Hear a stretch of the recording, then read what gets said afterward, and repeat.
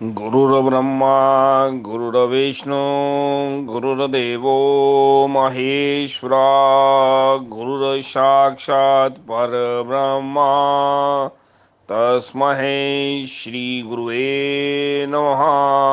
श्री आदिगुरुवे नमः। जुगादगुरुवे नमः। सद्गुरुवे नमः। श्री गुरुदेवे नमः। ओम श्री गुरुवे नमः। Good morning friends. आज आप लोगों के साथ एक शॉर्ट स्टोरी जो है वो शेयर की जा रही है, थ्री टाइप्स ऑफ डिसिपल्स। तो इस कहानी का किसी व्यक्ति विशेष के साथ कोई संबंध नहीं है, ये काल्पनिक कैरेक्टर के ऊपर है, आधारित है। और हमें कहानी शुरू करने की आज्ञा दीजिए। एक आश्रम होता है और उस आश्रम में गुरुजी बैठे होते हैं और उनकी सेवा कर रहा होता है उनका एक विशेष शिष्य जिसका नाम होता है सुसिद्धार्थक। वो गुरुजी के पांव दबा रहा है और गुरुजी जो है उसे, जो शिष्य होता है वो 1 लाख पुत्रों के बराबर होता है। और ये जो सुसिद्धार्थक था ये एक योग्य पात्र था, इसलिए गुरु की उसके ऊपर कृपा थी। ज़्यादातर गुरु जो है उनका बड़ा ज़बरदस्त रोल होता है, लेकिन जो शिव सिद्धार्थक है ये उनके पांव दबा रहा है, लेकिन शिव सिद्धार्थक के मन में कुछ प्रश्न चल रहे हैं। शिव सिद्धार्थक जो होता है वो चुपचाप पांव दबा रहा है। अब गुरुजी जो है अंतर्यामी है, वो समझ रहे हैं कि शिव सिद्धार्थक बेटे जो प्रश्न है उसे तू पूछ ले, तेरे मन का जो संशय है वो दूर होगा। कहता गुरुजी मैंने पहले देखा था कि आपका जो आश्रम है एक छोटी सी कुटिया होती थी और हम 5-7 ही जो थे आपके शिष्य हुआ करते थे। और वो भी कुटिया जो थी वो शहर से बाहर थी। अब प्रभु कृपा से जो है आपका बहुत बड़ा आश्रम बन गया है। लेकिन मैं यहाँ पे एक चीज़ बोलता हूँ कि मैंने ये चीज़ नोट किया कि एक आप प्रवचन देते हैं, बहुत बड़ा एसी हॉल है वहाँ पे आप प्रवचन देते हैं। एक ऑर्डिनरी हॉल है वहाँ पे प्रवचन देते हैं। और एक अभी भी कुटिया है वहाँ पे आप प्रवचन देते हैं। आप में अगर कोई जो संसारिक व्यक्ति हो अगर वो डिस्क्रिमिनेशन करे तो हमें समझ आती है, लेकिन गुरुजी आप भी डिस्क्रिमिनेशन करते हो। तो यहाँ पे कहता दूसरा गुरुजी मैंने ये चीज़ देखी है, जो एसी हॉल है वहाँ पे जो आने वाले व्यक्ति हैं वो बड़े बड़े इन्फ्लुएंसर्स भी हैं। उनको आप एक वीआईपी ट्रीटमेंट देते हो। उनका खाना भी जो होता है, जो उनको लंगर दिया जाता है वो 5 स्टार होटल से कम का नहीं है। जो ऑर्डिनरी हॉल है वहाँ पे खाना भी ऑर्डिनरी मिलता है। तीसरी जगह पे जो आपकी कुटिया है वहाँ पे आप क्या कर रहे हो, वहाँ पे आप खाना नहीं देते किसी को, सिर्फ फल देते हो। तो ये ऐसा क्यों हो रहा है? इसका मतलब आप भी अमीर गरीब में फ़र्क रखते हो। गुरुजी बोलते हैं कि बेटा सुसिद्धार्थक, जो शिष्य है शिष्य को शिष्य ही बन के रहना चाहिए, ये कुछ प्रकृति के नियम हैं। यहाँ पे सुसिद्धार्थक जिद करता है और पिता के साथ बंदा जिद कर सकता है, और उससे ज़्यादा भी जिद किसके साथ कर सकता है? अपने गुरु के साथ। कोई जो भी भाई लोग हैं उनसे, जो वैसे तो रीडिंग का शौक़ बड़ा मुश्किल होता है कि युग में, फिर भी अगर एक पुस्तक है लिविंग विद हिमालयस मास्टर, ये जब कभी ऊपर वाले की कृपा होगी तो इस पुस्तक को पढ़िए। तो इससे आपको ये पता लगेगा गुरु और शिष्य का संबंध कैसा होता है। अब यहाँ पे गुरु जी बोलते हैं सुसिद्धार्थक, देख बेटा तेरे को मैं एक चीज़ बताता हूँ। कहता नहीं नहीं गुरु जी आप अपना क्लैरिफिकेशन ना देना। कहता बेटा एक बात होती है, मैं आपका गुरु हूँ, मैं क्लैरिफिकेशन क्यों दूंगा तुम्हें? मैं तुम्हें सिर्फ समझा रहा हूँ, इसको तू समझ। कहते नहीं नहीं गुरु जी। कहता चलो ठीक है, मैं पहले ऐसे है कि कल जब मैं जो प्रवचन करने जाऊँगा तू मेरे साथ चलना, और तेरे को अपने आप जो है वहाँ पे बैठे हुए व्यक्ति जो है जो अपने मन में बात करेंगे वो तुम्हें समझ लग जाएगी, उससे तुम्हें आइडिया होगा। यहाँ पे सिद्धार्थ बोलता है, गुरुजी मैंने एक चीज़ और नोट की है, जो एसी हॉल वाले लोग हैं वो आपकी इतनी रिक्वेस्ट करते हैं कि गुरुजी हमें मेडिटेशन सिखाओ, आप उन्हें मेडिटेशन नहीं सिखाते।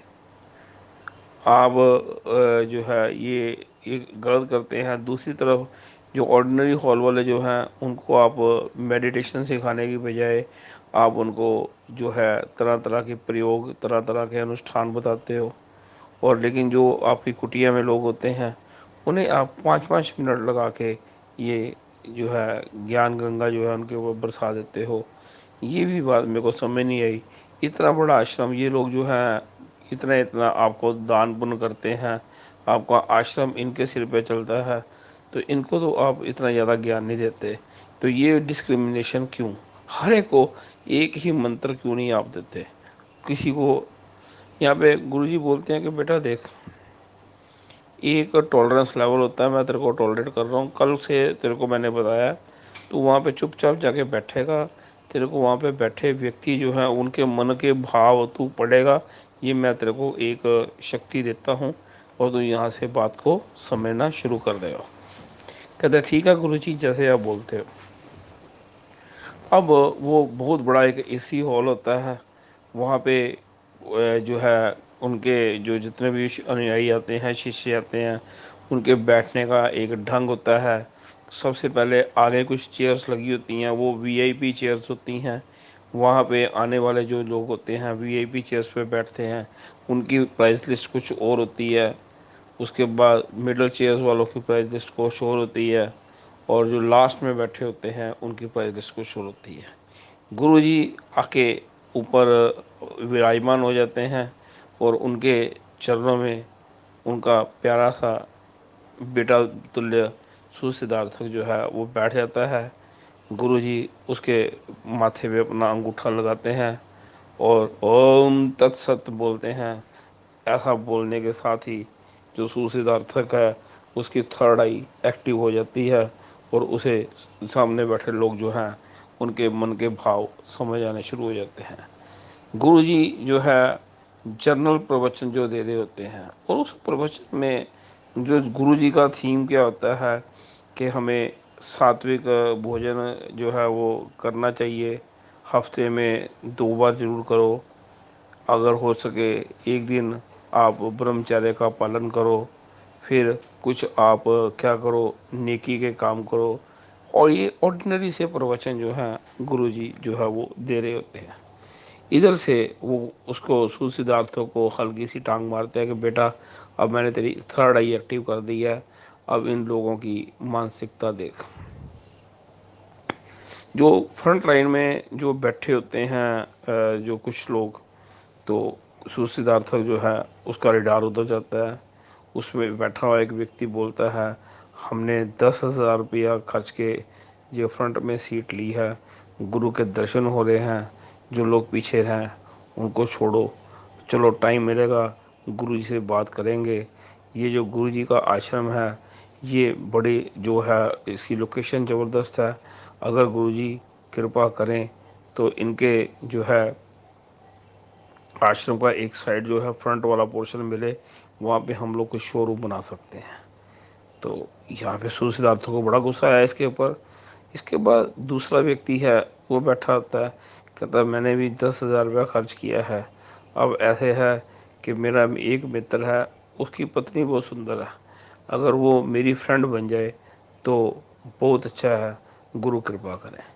तो यहाँ पे सिद्धार्थक जो है उसके मानसिक स्तर जो है उस विचार सुन के थोड़ा सा जो है उसका मन जो होता है खराब होता है कि ये कैसे दूषित विचारधारा वाले लोग बैठे हैं। एक और व्यक्ति बैठा होता है, वो कहता है कि जो है मेरे पड़ोस में एक बहुत ज़बरदस्त ज़मीन है, उसके ऊपर मैं कब्जा करने वाला हूँ, बस गुरुजी कृपा करें कि पुलिस और प्रशासन जो है वो मेरा कुछ भी ना बिगाड़ सके। अब थोड़ा सा यीशु सिद्धार्थक जो है थोड़ा सा 2 कदम पीछे जो बैठे लोग होते हैं उनमें से किसी एक की तरफ फोकस करता है, तो वो क्या बोल रहा होता है एक व्यक्ति कि गुरुजी कृपा करें, मैंने 5,000 रुपये की टिकट ली है आपके दर्शन करने की, मेरे को जो है वशीकरण जो है वो जो मैं करके आया हूँ, सीख के आया हूँ, और मैंने ये कोशिश की है कि गुरुजी के ऊपर ही वशीकरण करूँगा ताकि मैं गुरुजी का फेवरेट शिष्य बन जाऊँ, और फेवरेट शिष्य बन के जो गुरुजी की मैनेजमेंट मेरे हाथ में आ जाए और यहाँ पे लोग काफ़ी आते हैं उसका मैं फ़ायदा उठाऊँ। उसके बाद एक लास्ट में वो बैठा होता है कि इंश्योरेंस एजेंट टाइप बंदा बैठा होता है। तो ये लोग मतलब कि मैं आदर करता हूँ लेकिन किसी को पर्सनली नहीं बोल रहा, लेकिन इंश्योरेंस वाले लोग बहुत ज़बरदस्त गोलीबाज होते हैं। तो ये चीज़ हमारा कटु अनुभव रहा है, लेकिन ये सभी के लिए नहीं है। तो कुछ लोग जो है इंश्योरेंस में ऐसे होते हैं जो गोलीबाज होते हैं, जिसके कारण उन्होंने दूसरे लोगों को बदनाम किया होता है। ये इंश्योरेंस एजेंट जो है लास्ट में बैठा था, कहता है जी मैंने भी 2,000 की टिकट ली है, अब ऐसे है यहाँ पे गुरुजी का प्रवचन सुनने थोड़ी मैं आया हूँ, यहाँ पे मेरे को ये है कि मेरा नेटवर्क बन जाए। यहाँ पे कई हाई फाई लोग होते हैं, अगर उनकी इंश्योरेंस मैं करनी शुरू कर दूँ तो मेरा बिज़नेस इस्टेब्लिश हो जाता है, और गुरुजी अगर ऐसा करेंगे तो मैं जो भी मेरी इनकम होएगी उसका 1/10 जो है मैं गुरुजी के यहाँ पे चढ़ाऊँगा। सिद्धार्थ को उसको भी बड़ा गुस्सा आता है कि मेरे गुरुजी को ये जो है आदर पूर्वक उनको क्या कर रहा है, ये आदर दे रहा है या उनको ये कमीशन दे रहा है। ये ऐसे ही जो भाव चल रहे थे, कुछ स्त्रियां बैठी थी, उनके भाव जो थे वो भी जो है वो बताने वाले नहीं थे। और क्या है यहाँ पे, लेकिन सूर सिद्धार्थ का मन जो है दुखी हो जाता है। एक और व्यक्ति बैठा था, कहता है गुरुजी बोल रहे हैं कि हमें शराब छोड़नी चाहिए, नॉनवेज छोड़ना चाहिए। कहता मैंने घर में अब 10 लाख रुपया लगा के बार बनाई है, मैं कैसे छोड़ दूँ। लेकिन अब जहाँ गुरुजी की बकवास सुननी पड़नी है, क्योंकि बात यह है कि मेरे यहाँ पे काफ़ी अच्छे लिंक्स और रिलेशंस बन रहे हैं। मैं तो यहाँ पे नेटवर्क बनाने आया हूँ। बाकी जो है ये गुरुजी का विशेष जो है मेरे पे कृपा हो जाए तो मैं गुरुजी के क्लोज आ जाऊँ, क्योंकि गुरुजी के पास कई हाई फाई ऑफिसर्स हैं, उनके लिंक में हैं, प्रशासन के कई अधिकारी हैं, जिससे क्या है मेरे कई तरह के गैर कानूनी काम हैं वो ठीक रहेंगे।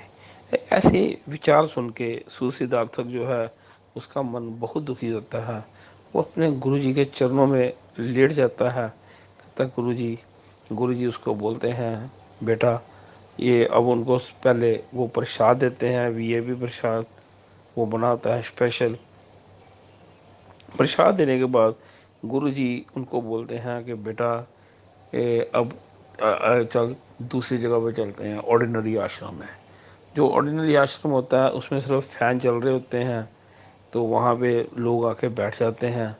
वहाँ पे गुरुजी फिर जो है प्रवचन देना शुरू कर देते हैं। लेकिन अब प्रवचन जो था, जो जब गुरुजी जो थे क्या नाम है यहाँ पे थे एसी हॉल में बैठे थे, तब वो तामसिक भोजन नहीं करना चाहिए, सात्विक भोजन करना चाहिए, नेकी करनी चाहिए, भलाई करनी चाहिए, लाइक दिस ऐसे प्रवचन दे रहे थे। अब गुरुजी जो है यहाँ पे जो ऑर्डिनरी हॉल होता है वहाँ पे आके वो तरह तरह के जो है सिद्धियाँ और अनुष्ठान के बारे में बताते हैं कि अगर कोई व्यक्ति चाहता है कि उसे वाक सिद्धि चाहिए तो माँ सरस्वती का मंत्र है उसका ये उच्चारण करे। अगर किसी को शक्ति चाहिए तो उसे माँ भद्रकाली जो है उसके मंत्र का प्रयोग करना चाहिए। और अगर किसी को धन चाहिए तो उसे माँ जो लक्ष्मी जी के अष्टक रूपों का जो है पूजन करना चाहिए, उसकी ये विधि है। जिसे का जो है कोई शत्रु बाधा आ रही है उसे माँ बगलामुखी जो है उसका ध्यान करना चाहिए। तो ऐसे वो गुरुजी अनुष्ठान जो थे वहाँ पे समझा रहे थे, मंत्र बता रहे थे, उसका महत्व बता रहे थे, और लोग बड़ा मस्ती से बैठे हुए थे। वहाँ पे एक व्यक्ति बैठा हुआ है, वो बोल रहा है, उसके मन के भाव हैं कि गुरुजी मैं आपके पास 5 बार आया हूँ और मैं यही चाहता हूँ कि मेरी 3 संतान बेटियाँ हैं, मेरे घर को भर बेटा आ जाए, बाकी जो है ये आपके मंत्र से मेरा कोई लेना देना नहीं है। दूसरा व्यक्ति जो बोलता है, वहाँ पे एक स्त्री होती है, वो कहती है मेरे बेटे की शादी हो जाए किसी रिच फैमिली के साथ, मैं तो ये चाहती हूँ। तीसरा व्यक्ति बैठा होता है, कहता है मेरी बेटी जो है उसकी उम्र बढ़ रही है, अगर उसकी गुरुजी शादी हो जाए ठीक है, बाकी जो चीज़ें आप बोल रहे हैं वो बकवास है, उसका मेरे से लेना देना नहीं है। एक व्यक्ति और बैठा होता है, कहता है मेरा बॉस जो है वो मेरे पे उसकी मेहर हो जाए, मुझे को आपकी मेहर नहीं चाहिए, मेरे को मेरे बॉस की मेहर चाहिए ताकि मेरी इंक्रीमेंट हो जाए। तो मैं तो ये चीज़ चाहता हूँ। उनके मन के भाव देख के यहाँ पे जो है सुसिद्धार्थ को थोड़ा सा गुस्सा जो है वो आना शुरू हो जाता है। फिर वो देखता है एक व्यक्ति, वो बोल रहा है जिस लड़की को मैं लाइक करता हूँ उसके साथ मेरी शादी हो जाए। एक व्यक्ति बोलता है कि मेरा 5 साल से मेरा प्लॉट पड़ा हुआ है, ऐसे है कि अगर बैंक वाले मेरे को कर्जा दे दें तो मैं वहाँ पे अपना मकान बना लूँ। तो ये इस तरह की बातें जो है वो चल रही हैं। एक व्यक्ति बोल रहा है कि इंडिया में कुछ नहीं है, अगर मेरा फॉरेन में सेटिंग हो जाए तो मैं 11 तरक्की करूँगा और वहाँ पे मैं आपको बुलाऊँगा जी चार्टर प्लेन के ऊपर, अगर मेरी वहाँ पे सेटिंग हो जाए। तो ये सारी चीज़ें जो है सुसिद्धार्थक सुनता है।